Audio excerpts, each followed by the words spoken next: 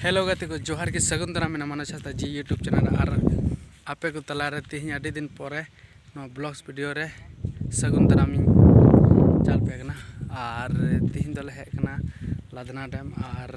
पे नेल दड़े तो ठीक गया नौका की तंगी तला रे तेन तबन पे और बेस्ट जायगा और ब्लॉग्स वीडियो बनाते हिजू तबना तो नेल के बुना तो तेही दो निका गी मा अच्छा ठीक है और मी बार कते लई खाय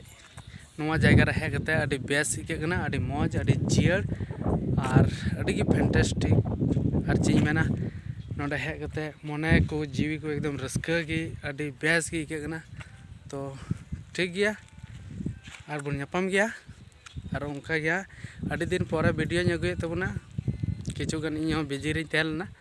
तो नौका गया आदो रेगुलर एवरीथिंग अगुई बड़ाई तबना तो ठीक गया मा तबे बन नयापामा नेक्स्ट वीडियो रे जोहार।